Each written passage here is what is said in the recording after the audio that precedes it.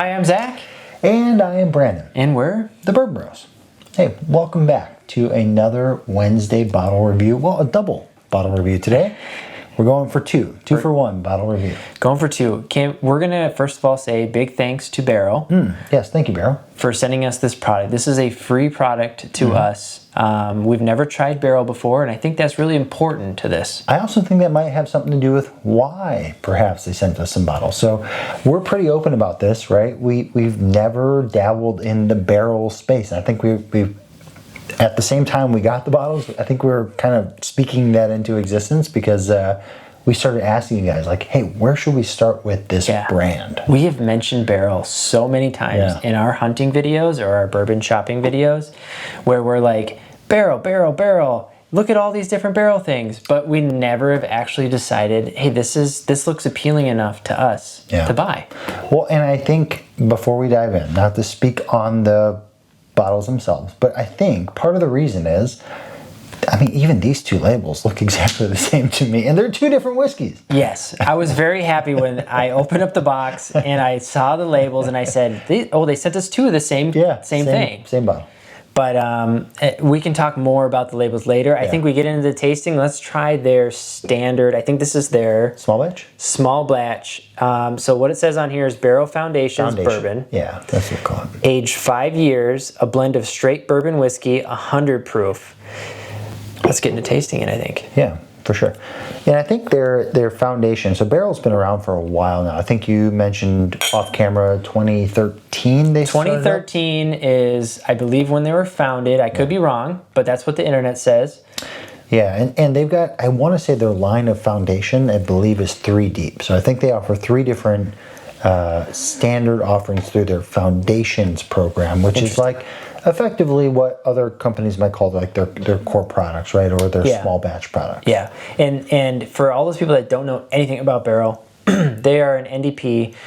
They don't actually produce their own distillate. NDP means? Non-distilling producer. Non-distilling producer. Okay, so they don't produce their own distillate, but they are very selective on where they get their distillate from to make unique flavors. They don't do any chilled filtering from what I can see on the internet.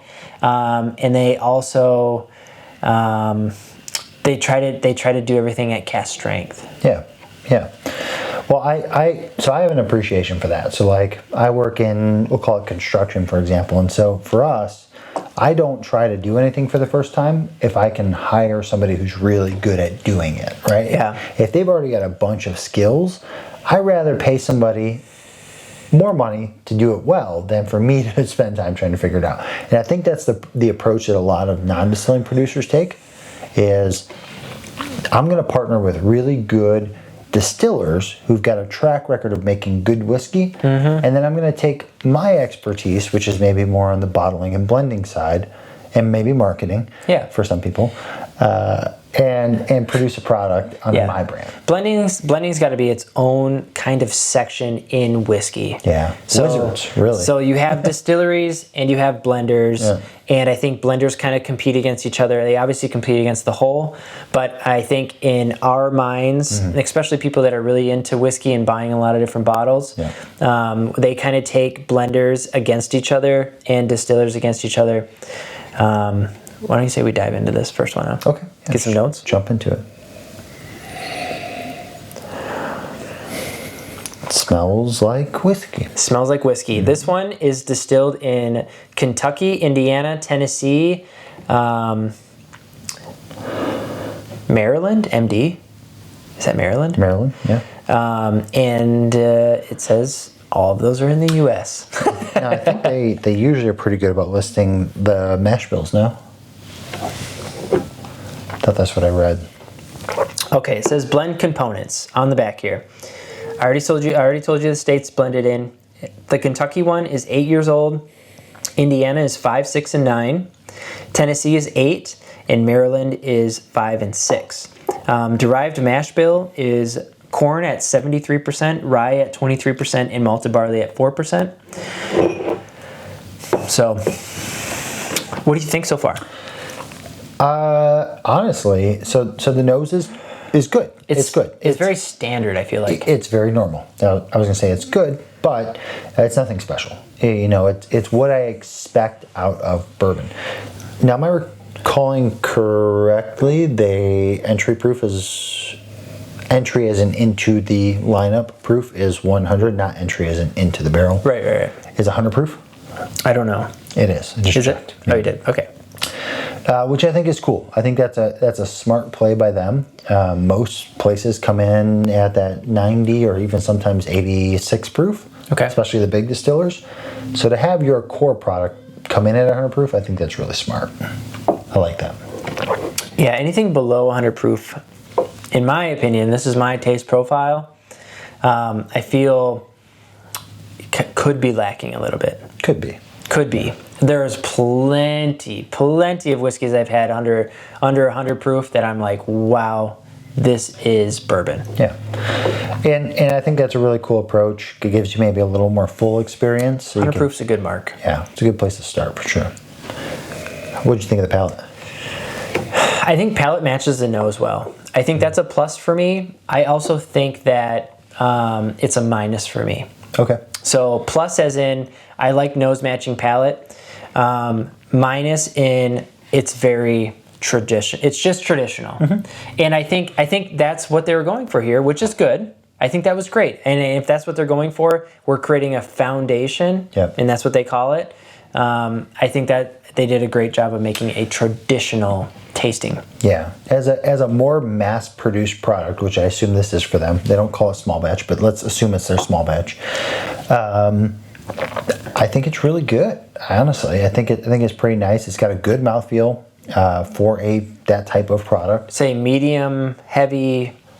It's squarely in the medium range. Yeah, I would say so. Yeah, I think it's smack dab in the middle. But like you said, if the intention is to give you that, this represents our brand as this is where you start. This is the foundation. This is the entry point. I'd say it might even be better than most in that term. Mm-hmm. Like if I was jumping into Jim Beam for the first time, and I jumped into Jim Beam White Label, I'd be like, this compared to White Label, this kicks in the taco. Yeah, it's good. It's good. Not great. It hits the middle for me. It's something I would definitely sip on, but it's not something I'm writing home about. What does it cost? I don't know what it costs. Off camera, we figured it out. It is around a $45 to $50 bottle. So, for the foundations, just for their standard. Yeah, for their standard product here. So, and how much was this one?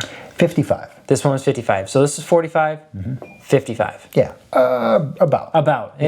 It's in that range somewhere. Yeah, about a $10 difference between barrel, which makes sense to me, right? You're going to put extra time and effort and resources into double barreling. Yeah, and you think this is worth 45? I think 45 for that is a really fair price. I think I've had a lot worse whiskey for about that price. Mm-hmm. Yeah. For sure. I think there's a lot of bad whiskey in that range. Mm-hmm. A lot of good whiskey in that range as well. Also some good stuff, yeah. I agree. I think value-wise, I would purchase that for 45. I agree. I'm not just saying that because it's a free bottle. I'm saying that, honestly, I think this is it's very standard bourbon-esque.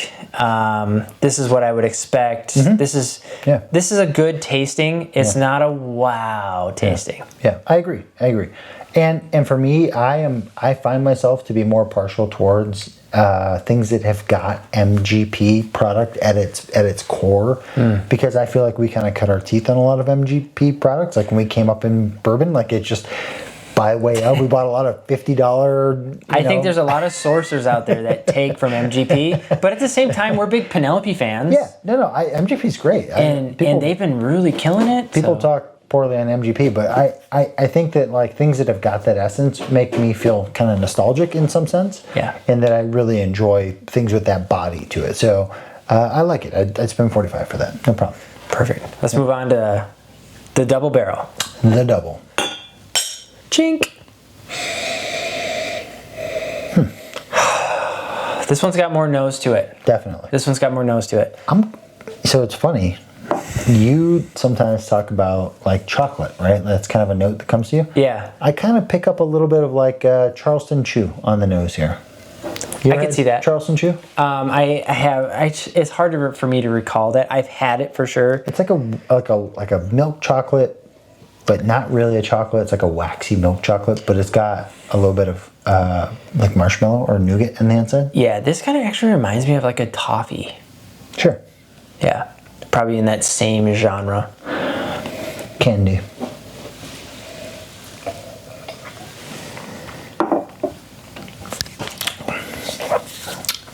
Better mouthfeel. Really nice mouthfeel. Really nice mouthfeel. Yeah. So this one here, this one is Kentucky, Indiana, Tennessee, Maryland, okay? Kentucky 8 year, Indiana 5, 6, and 9, Tennessee 8, Maryland 5 and 6 year. Corn 73, rye 23, malted barley 4. So everything is the same. Yeah. That's their foundation. That's the foundation. So my guess is same mash bill, same barrels. We're just manipulating it one way or another. So the other bottle, I believe, of the foundation is the single barrel. So you've got your batch, your single barrel, and then you've got your finish. The finished product, which in this case they went with twice oaked. So really just manipulating it by the finishing. Yeah, not a bad one to go with because this one is popular among most, I feel like. I gotta think. And so this is actually really kind of pleasant on the palate. Feels a little more well-rounded than the first one did. Yeah, well said. Rounded is probably the choice word here. I think it's just got a really nice, they've just curved the edges maybe a little bit that this one didn't have.